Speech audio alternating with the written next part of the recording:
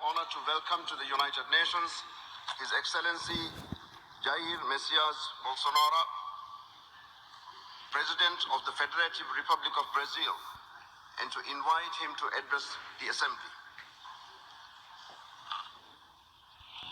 Okay. Bom dia a todos.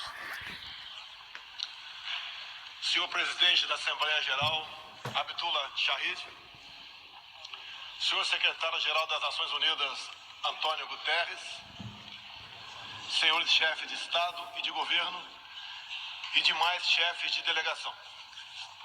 Senhoras e senhores, é uma honra abrir novamente a Assembleia Geral das Nações Unidas. Venho aqui mostrar o Brasil diferente daquilo publicado em jornais ou visto em televisões. O Brasil mudou e muito depois que assumimos o governo em janeiro de 2019. Estamos há 2 anos e 8 meses sem qualquer caso concreto de corrupção. O Brasil tem um presidente que acredita em Deus, respeita a Constituição, valoriza a família e deve lealdade ao seu povo. Isso é muito. É uma sólida base se levarmos em conta que estávamos à beira do socialismo. Nossas estatais davam prejuízos de bilhões de dólares no passado. Hoje são lucrativas. Nosso Banco de Desenvolvimento era usado para financiar obras em países comunistas, sem garantias. Quem honrava esses compromissos era o próprio povo brasileiro. Tudo isso mudou. Apresento agora um novo Brasil, com sua credibilidade já recuperada diante do mundo. O Brasil possui o maior programa de parceria de investimentos com a iniciativa privada de sua história. Programa que já é uma realidade e está em franca execução. Até aqui foram contratados 100 bilhões de dólares de novos investimentos e arrecadados 23 bilhões de dólares em outorgas. Na área de infraestrutura, leiloamos para a iniciativa privada 34 aeroportos e 29 terminais portuários. Já são mais de 6 bilhões de dólares em contratos privados para novas ferrovias. Introduzimos o sistema de autorizações ferroviárias, o que aproxima nosso modelo ao americano. Em poucos dias recebemos 14 requerimentos de autorizações para novas ferrovias, com quase 15 bilhões de dólares em investimentos privados. Em nosso governo, promovemos o ressurgimento do modal ferroviário. Como reflexo, menor consumo de combustíveis fósseis e redução do custo do Brasil, em especial no barateamento de produção de alimentos. Grande avanço vem acontecendo na área do saneamento básico.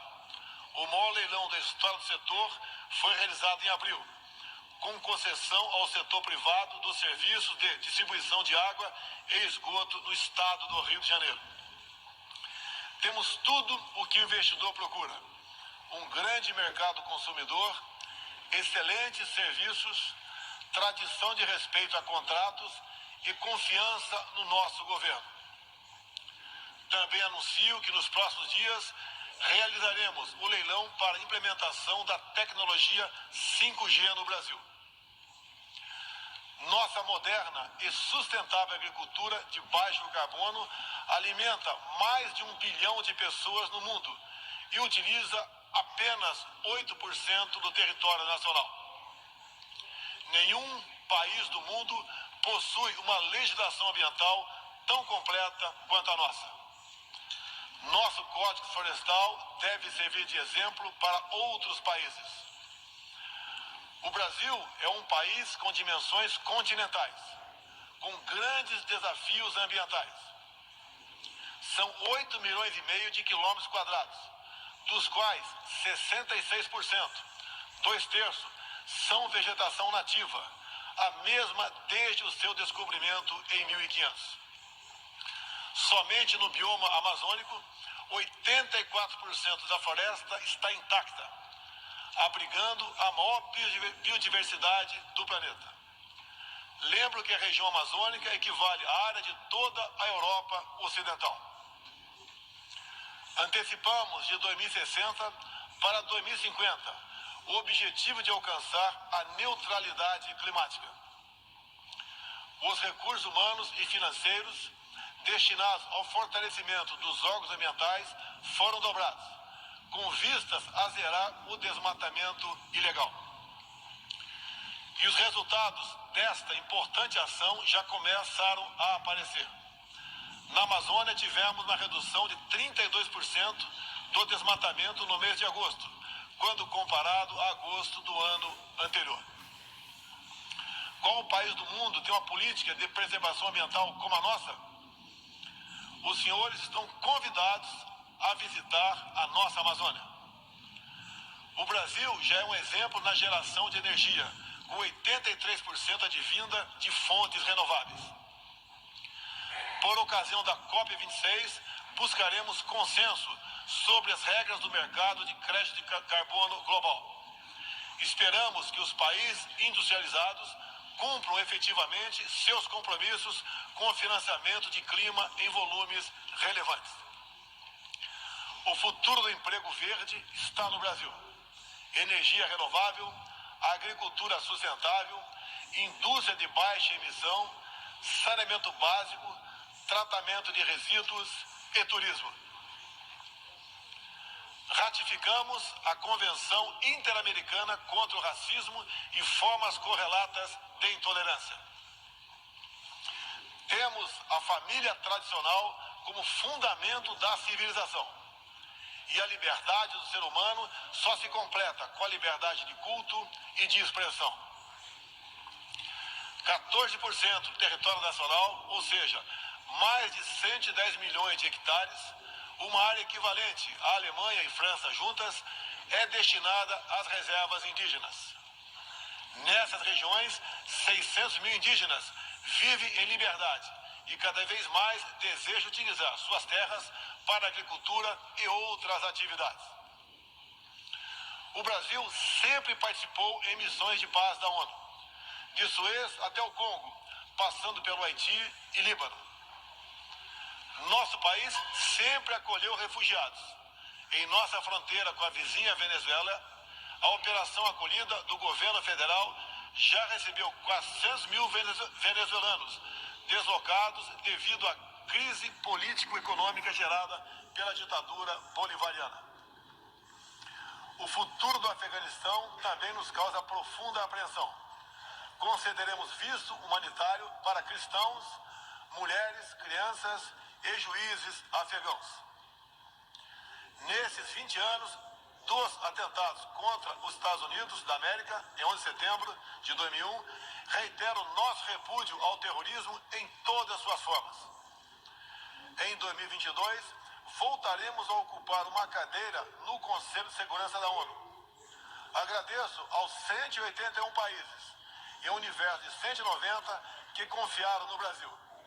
Reflexo de uma política externa séria e responsável, promovida pelo nosso Ministério das Relações Exteriores. Apoiamos uma reforma do Conselho de Segurança da ONU, onde buscamos um assento permanente. A pandemia pegou a todos de surpresa em 2020. Lamentamos todas as mortes ocorridas no Brasil e no mundo. Sempre defendi combater o vírus e o desemprego de forma simultânea e com a mesma responsabilidade. As medidas de isolamento e lockdown deixaram um legado de inflação, em especial nos gêneros alimentícios no mundo todo. No Brasil, para atender aqueles mais humildes, obrigados a ficar em casa por decisão de governadores e prefeitos e que perderam sua renda, concedemos um auxílio emergencial de $800 para 68 milhões de pessoas em 2020. Lembro que terminamos 2020, ano da pandemia, com mais empregos formais do que em dezembro de 2019. Graças às ações do nosso governo, com programas de manutenção de emprego e renda que nos custaram cerca de 40 bilhões de dólares. Somente nos primeiros 7 meses deste ano, criamos aproximadamente 1.800.000 novos empregos. Lembro ainda que o crescimento para 2021 está estimado em 5%.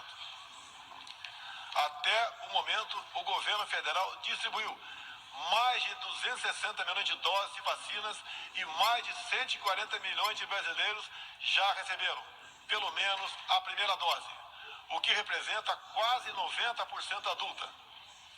80% da população indígena também já foi totalmente vacinada.